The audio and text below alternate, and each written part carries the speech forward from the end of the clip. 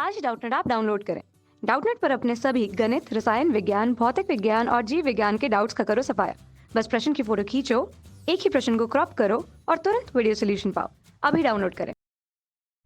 इस क्वेश्चन में गिवन है दो अप्रगामी तरंगों के दो क्रमागत प्रस्पंदों के बीच की दूरी क्या होती है। तो इसमें क्वेश्चन में दिया है दो अप्रगामी तरंगों में दो क्रमागत प्रस्पंदों के बीच की दूरी होती है।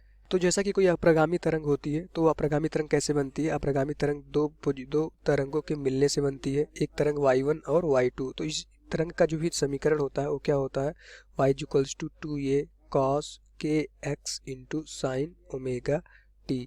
अब इसमें हम जानते हैं कि ये जो 2a cos kx का पूरा टर्म होता है यह क्या करवाता है, तरंग का ये हमारा आयाम होता है। जो हमारी नई तरंग आई है उसका आयाम होता है। ये हमारी तरंग को क्या कराता है, ये हमारी तरंग को क्या करवाता है, आवर्त गति करवाता है। तो जो हमारा आयाम होता है, अच्छा निस्पंद और प्रस्पंद क्या होते हैं। प्रस्पंद मतलब अगर दो तरंगे इस तरह से आपस में सुपरपोजिशन कर रही हैं या मिल रही हैं, एक तरंग ये है और दूसरी तरंग हम मान लेते हैं कि हमारी दूसरी तरंग ये है, तो ये हमारा प्रस्पंद क्या होता है, जहाँ पे दोनों तरंगों का आयाम सबसे ज़्यादा होता है। तो प्रस्पंद की पोजीशन क्या होती है, अगर यहाँ से एक हम लाइन ड्रॉ करें तो ये हमारा पोजीशन क्या होता है, ये पोजीशन जहाँ पे तरंगों का आयाम सबसे ज़्यादा होता है, ये पोजीशन, इसको हम कहते हैं अपना प्रस्पंद। इसको इंग्लिश में कहते हैं एंटी नोड। और जहाँ पे आयाम जीरो होता है उसको हम क्या कहते हैं, नोड। तो हमें क्वेश्चन में पूछा गया है कि दो क्रमागत प्रस्पंदों के बीच की दूरी, मतलब प्रस्पंद वो होते हैं जहाँ पे आयाम हमारा सबसे ज़्यादा होता है, तो उनके बीच की दूरी क्या हो जाएगी। ये दोनों प्रस्पंद है क्रमागत, इनके बीच की दूरी हमें निकालनी है, ये हमारी डिस्टेंस निकालनी है क्या होता है। तो जैसा कि हम देख पा रहे हैं कि जहाँ भी हमारा प्रस्पंद होता है वहाँ पे आयाम क्या होता है, मैक्सिमम होता है, सबसे ज़्यादा होता है। तो जो आयाम है 2a cos के एक्स की वैल्यू को क्या करना है, हमें सबसे ज़्यादा हो सकता है। जैसे ये कॉस का टर्म है, कॉस की सबसे ज़्यादा वैल्यू क्या हो सकती है, +1 हो सकती है। क्योंकि हम इस डायग्राम से देख पा रहे हैं कि जहाँ भी हमारा प्रस्पंद बनता है वहाँ पे आयाम सबसे ज़्यादा होता है। तो आयाम किसका फंक्शन है, कॉस का। साइन और कॉस की सबसे मैक्सिमम वैल्यू क्या हो सकती है, +1 हो सकती है।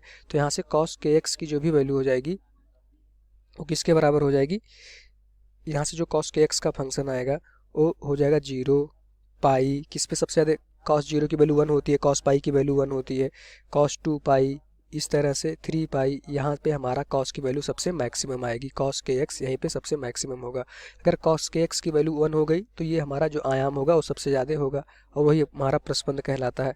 तो यहाँ से अगर हम के एक्स की वैल्यू देखेंगे, के एक्स की वैल्यू आ जाएगी 0 पाई 2 पाई, इस तरह से हमारी के एक्स की वैल्यू n पाई तक आती रहेगी। तो इसका अगर एक हम जनरल या सामान्य इक्वेशन देखें तो यहाँ से के एक्स की वैल्यू किसके बराबर है, n पाई। अब n इक्वल्स टू 0 रख दो, 0 रख दोगे तो 0 आ जाएगा। 1 2 3 5, जहाँ से n की वैल्यू क्या होती है, n की वैल्यू होती है 0 1 2 3, इस तरह से हमारी n की वैल्यू आती रहती है।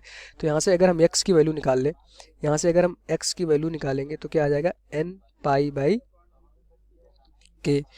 यहाँ से x की वैल्यू अगर हम देखेंगे तो आ जाएगा, तो k की वैल्यू क्या होती है, 2 पाई बाई लैम्डा। k की वैल्यू जो हमारा k है उसकी वैल्यू 2 पाई बाई लैम्डा होती है। तो यहाँ से अगर हम देखेंगे जो हमारी x की वैल्यू आई है वो x की वैल्यू आ जाएगी lambda upon n lambda upon 2, ये हमारी x की वैल्यू आ गई यहाँ से।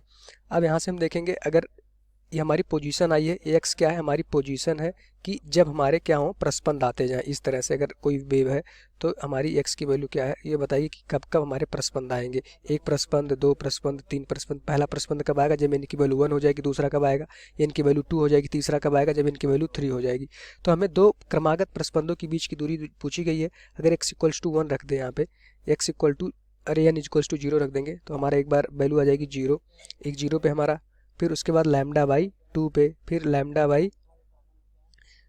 आ जाएगा, फिर क्या आ जाएगा 3 लैम्डा बाई 4। इस तरह से अगर एन की वैल्यू 1 2 3 0 1 2 3 हम रखते जाएंगे। तो अब हमें दो क्रमागत प्रस्पंदों के बीच की दूरी पूछी गई है। दो क्रमागत प्रस्पंद क्या होंगे, एक 0 पे आएगा, एक लैम्डा बाई 2 पे आया। तो उनकी जो बीच की डिस्टेंस हो जाएगी वो क्या हो जाएगी, लैम्डा बाई 2।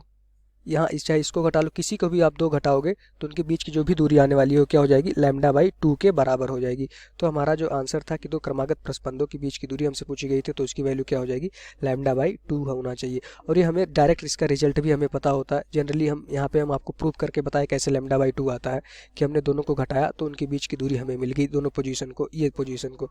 लेकिन हमें रिजल्ट याद रखना चाहिए, चाहे दो क्रमागत प्रस्पंद हो या दो क्रमागत निस्पंद हो, उनकी बीच की दूरी हमेशा क्या होती है, लैम्डा बाई 2 होती है। ये हमारा आंसर होता है। डायरेक्ट इसको हम लगा देते हैं, इतना टाइम नहीं लगाते। कक्षा 6वीं से 12वीं से लेकर नीट, आईआईटी, जेई वो एडवांस के लेवल तक 1 करोड़ से ज्यादा छात्रों का भरोसा। आज ही डाउनलोड करें डाउटनेट ऐप या व्हाट्सएप करें अपने सारे डाउट्स 8400 400 400 पर।